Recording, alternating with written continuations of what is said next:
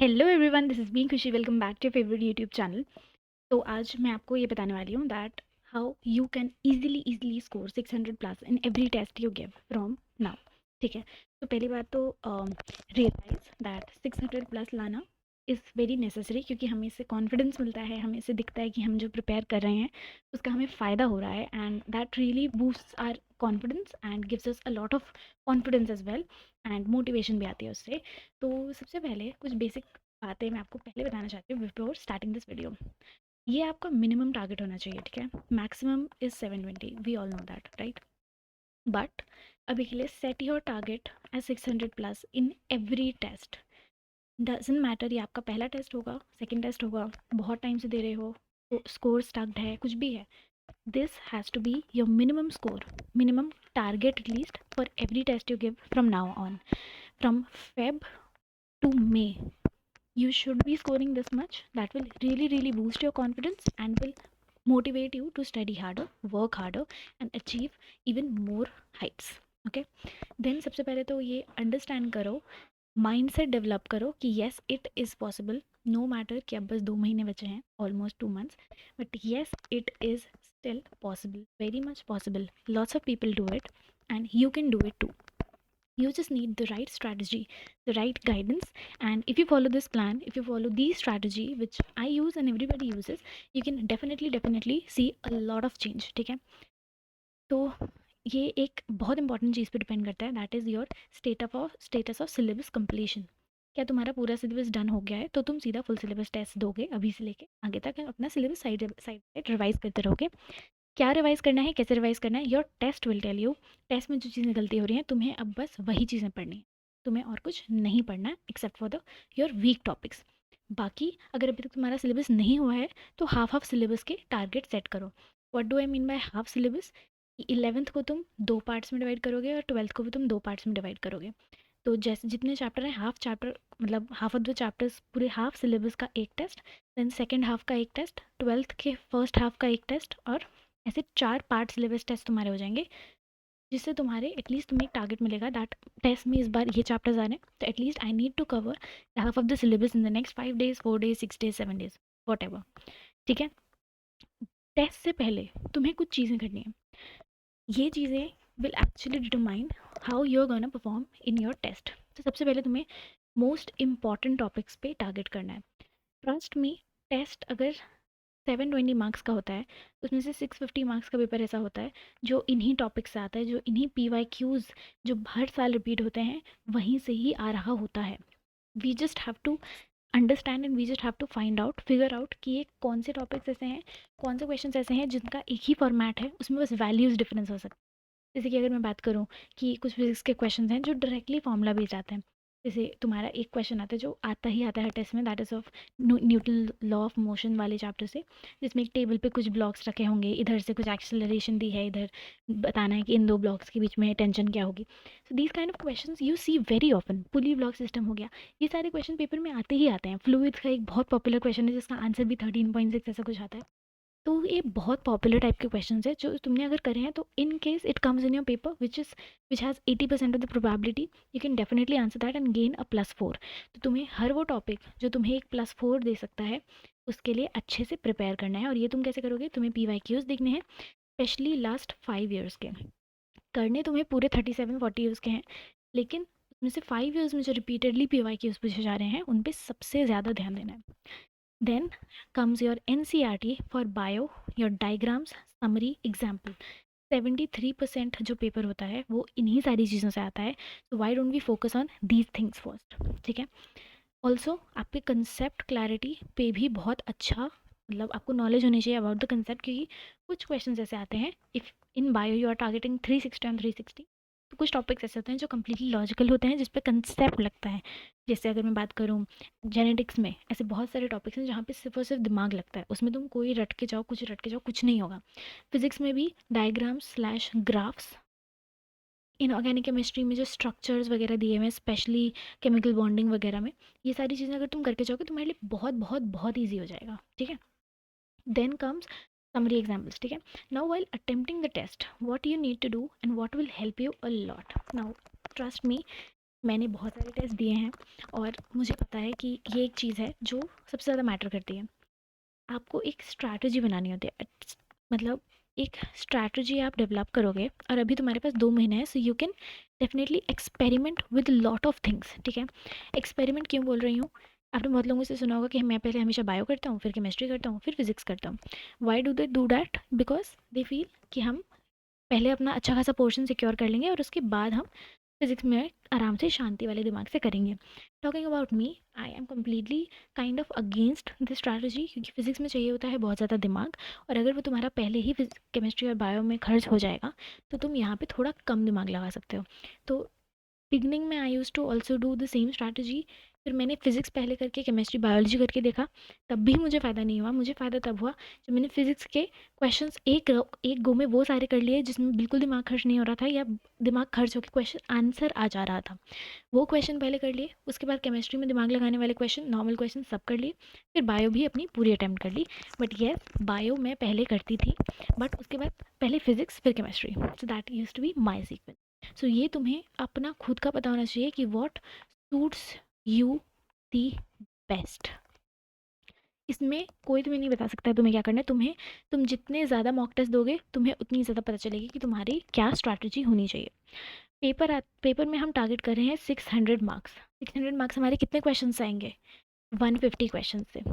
अगर तुम पेपर में 150 क्वेश्चंस एकदम सही सही अटेम्प्ट करोगे, तब जाके तुम्हारे 600 मार्क्स आएंगे। और अब तो हमारे पास ऑप्शन भी नहीं है, तो 180 में से तुम्हें 150 क्वेश्चंस अटेम्प्ट करने ही करने हैं if you are targeting for 600 marks. ठीक है, अब पहले इसमें देखो मेजर स्कोर हम कहाँ से ऑक्यूपाई कर सकते हैं। That is are favourite biology. इसमें तुम्हें आराम से 320 के ऊपर हर टेस्ट में स्कोर करना है। 360 is our ultimate target, but अगर अभी से स्टार्ट कर रहे हो तो 320, 330, 340 ऐसे ऐसे करके स्कोर इंक्रीज होता है। सो 320 should be your actual target की हर टेस्ट में। इससे कम तो नहीं आने चाहिए बायोलॉजी में। अगर आ रहे हैं तो तुम्हें इस पर बहुत ज़्यादा वर्क करना है, क्योंकि बायो एक ऐसा सब्जेक्ट है जहाँ पे अगर तुमने फुल मार्क्स स्कोर कर लिए तब जाके तुम्हें मौका मिलेगा। तुम फिजिक्स केमिस्ट्री में एक दो क्वेश्चन अगर हैंडल नहीं कर पाए तो तुम सह लोगे उसको, otherwise it will not happen. So bio में स्कोर ऑक्यूपाई करना is very very very important. Bio हमारी फेवरेट है, बायो में पूरी एनसीईआरटी आती है, बायो में थोड़ा रटना है, थोड़ा समझना है, कुछ क्वेश्चंस हद से ज़्यादा रिपीट होते हैं हर चैप्टर से। तो ये तुम्हें आइडेंटिफाई करना है, और ये प्रैक्टिस के साथ आएगा, डेफिनेटली आएगा, और बहुत ईजिली आ जाएगा। फिजिक्स केमिस्ट्री बायोलॉजी में सबसे ईजी स्कोर इम्प्रूव करने में होता है बायोलॉजी। जो चीज़ भूलते जा रहे हो उसको रिवाइज करते जाओ। तो trigger your brain and it will really really help you in grasping the concepts and retaining those things. बात करो अगर केमिस्ट्री की, तो ये definitely most of the people का एवरेज सब्जेक्ट होता है। फिजिक्स हमारी वीक हो सकती है, तब भी अगर तुम्हें 600 चाहिए और तुम्हारे बायो में 360 नहीं आ रहे हैं तो तुम्हें 120 से लेके 140 मार्क्स लाने ही पड़ेंगे। एंड उस पर डिपेंड करेगा कि तुम्हारी केमिस्ट्री में कितने मार्क्स तुम्हें अटेम्प्ट करना है। तो ये इंटरडिपेंडेंट है। अगर तुम्हारी केमिस्ट्री वीक है तो फिजिक्स पे ज़्यादा काम करो, फिजिक्स वीक है तो केमिस्ट्री में 180 ऑन 180 लाने की कोशिश करनी है। कोई एक भी सब्जेक्ट अगर तुम्हें लग रहा है तो बाकी दो को बैलेंस आउट करना पड़ेगा, उस मतलब पूरा कंपनसेट हो जाना चाहिए। तो केमिस्ट्री में इफ़ यू आर स्कोरिंग 150 160, तब तुम फिजिक्स में 120 तक भी लाओगे तो चल जाएगा, थोड़ा काम 120 125 130। Otherwise the ideal thing should be 150 150 150 botany 150 zoology, but ऐसा पॉसिबल नहीं हो पाता है। और बायो में तो तुम थोड़ा और खींच सकते हो आराम से, लाइक 160 160 इज़ इनफ। तो अगर तुमने इतना कर लिया तब जाके तुम्हारे 600 मार्क्स आएंगे, और बाकी के 120 मार्क्स के लिए तुम्हें वो 2 से 3 क्वेश्चंस की आदत डालनी पड़ेगी जो तुमने कभी PYQs में नहीं देखे हैं, जो तुमने एक न्यू कंसेप्ट के बेसिस पे तुम्हारे पास सामने वो क्वेश्चन उस टाइम पे आएगा नीट वाले पेपर वाले दिन, जो थोड़ा टफ होगा, थोड़ा ट्रिकी होगा, थोड़ी कैलकुलेशन ट्रिकी होगी, थोड़ा यूनिट्स एंड डायमेंशन के साथ खेलेंगे, but they are doable with a lot of practice. But ये जो हमारे बेस लाइन के मार्क्स हैं ये हमारे कभी भी कॉम्प्रोमाइज़ नहीं होने चाहिए। That should be our goal for now. अब इसमें तुम्हें कुछ चीज़ें ध्यान रखनी है, एंड दे आर कि तुम्हें सिर्फ शॉर्ट क्वेश्चन ही करने हैं। हमारा टारगेट 600 है जिसमें से हमें 150 अटैम्प्ट करने ही करने हैं, बट ज़बरदस्ती नहीं करने हैं कि मुझे आता ही नहीं है बट 150 करना है तो कुछ भी मार्क कर देता हूँ। No, do not risk it where you have zero knowledge. Risk लो जहाँ पे तुम्हारे पास लाइक 70% नॉलेज है, 70% श्योरिटी की है कि यही आंसर होगा। अगर नहीं हुआ तो okay, we'll figure that out later, but अगर तुम 0% श्योर हो कि वो आंसर है तो उसको अटेम्प्ट मत करना, ठीक है। बिकॉज नेगेटिव मार्किंग, अगर तुमने 150 अटैम्प्ट भी करे हैं तब भी तुम्हारे 600 नहीं आ पाएंगे, तुम 580 550 बहुत लो स्कोर पे रह जाओगे अगर सारे क्वेश्चन तुमने ऐसे तुक्के तुक्के में कर दिए हैं तो, ठीक है। डाउट है तो तुम्हें आइडेंटिफाई करना है कि रिस्क लेना चाहिए या नहीं लेना चाहिए। मैंने अभी बताया, अगर कोई नॉलेज नहीं है, बिल्कुल नया टॉपिक है, बिल्कुल याद नहीं आ रहा, रिस्क मत लेना। थोड़ा बहुत नोन है, थोड़ा बहुत रिस्क ले सकते हो, कुछ कुछ याद आ रहा है, कुछ कुछ पॉइंट्स कनेक्ट कर पा रहे हो तो इसमें रिस्क लेना सीखो, ठीक है।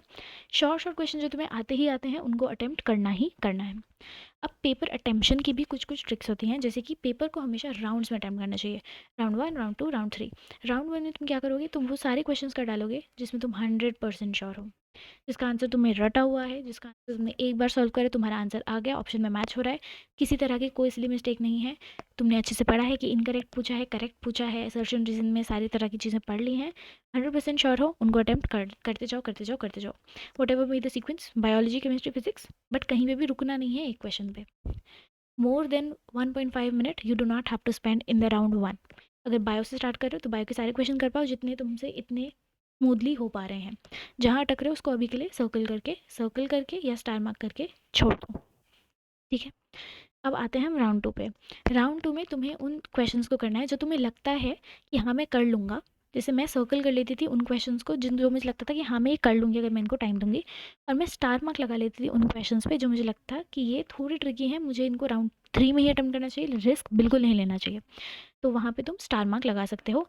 सर्कल वाले राउंड जो क्वेश्चंस हैं वो तुम राउंड 2 में अटेम्प्ट करोगे, इसमें तुम अच्छे से टाइम स्पेंड कर सकते हो, थोड़ा लिमिट में, बट यहाँ पे जैसे कुछ हैवी कैलकुलेशंस हो गई, बहुत ज़्यादा क्लोज ऑप्शंस हैं, तो वो सारे टाइम तुम यहाँ पे स्पेंड कर सकते हो। कंसेप्ट कुछ याद नहीं आ रहा, कुछ बहुत सोच के करना पड़ेगा, तो तुम वो राउंड 2 में अटेम्प्ट करोगे। राउंड 1 में हमें अपना majority of the score occupy कर लेना है, राउंड 2 में हमें वो बच्चे के जो क्वेश्चन टारगेट करने हैं जो जो हमारे रैंक इंक्रीज़ करेगा। फिर हम फिल करेंगे OMR, जिसकी प्रैक्टिस बहुत बहुत बहुत ज़रूरी है। मैंने अपनी हर वीडियो में बोला है कि OMR फिल करने की आदत होनी ही चाहिए। ऐसे आपके पास बबल्स होते हैं तो यहाँ पे आप पेरीफेरी में डॉट लगा के छोड़ दो, बाद में आप उनको पूरा पूरा फिल कर सकते हो, ठीक है। राउंड 3 में आपको वो स्टार मार्क वाले क्वेश्चन अटेम्प्ट करने हैं, और ओनली अटेम्प्ट करना है अगर तुम 100% श्योर हो, नहीं हो तो यहाँ पे रिस्क नहीं लेना, क्योंकि यहीं से हमारे नेगेटिव मार्किंग के चांसेस बढ़ जाते हैं। टेस्ट अटेम्प्ट करने के बाद हमें क्या करना है, हमें देखना है कि क्या हमारी गलती, क्या सही हुआ है, क्या गलत हुआ है, कहाँ हमने तुक्का मारा है, कहीं OMR मिस्टेक तो नहीं हो गई, कहाँ पे मेरी सिली मिस्टेक हुई, कंसेप्चुअल मिस्टेक हो गई, क्या गलती है, और उसको जो टॉपिक गलत हुआ है उसको वापस से रिवाइज करेंगे, वापस से उसके PYQs करेंगे, और वापस से ये क्वेश्चंस लगाएंगे, और वापस से का टेस्ट देंगे। That should be your ideal plan.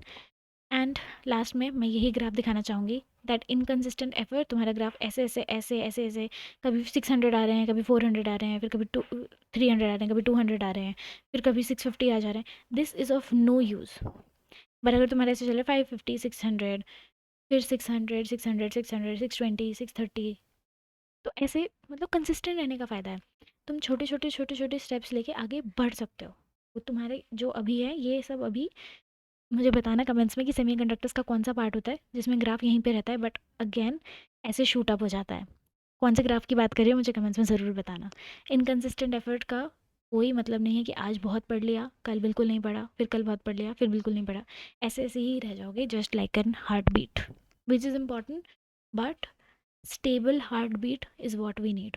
कभी हार्ट बीट बहुत ऊपर चली गई, बहुत नीचे चली गई, this is not a good thing, it should remain constant, right. पढ़ा होगा तुमने ये। तो that's it for this video. अगर तुम्हें पर्सनल मेंटोरशिप की कोई भी बात चाहिए तो तुम डिस्क्रिप्शन में देख सकते हो, यहाँ पे तुम्हें वीकली प्लान्स मिलते हैं, टेस्ट मिलते हैं, लेक्चर्स मिलते हैं, क्वेश्चन सॉल्विंग प्रैक्टिस भी मिलती है। तुम्हें एक मेंटोर असाइन होता है from the top most government medical college, AIIMS, AFMC, मैमसी, लेडी हार्डिंग, यहाँ सब के हमारे पास मेंटोर्स हैं। ये तुम्हें डेली गाइड करेंगे, आज तुम्हें डेली टारगेट्स देंगे।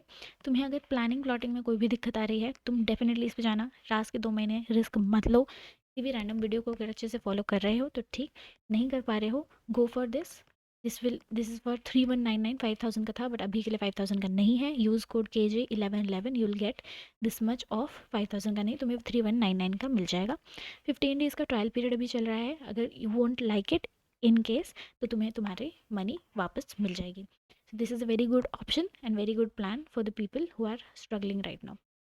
So yeah, that's it from my side. And just remember that you can really do it.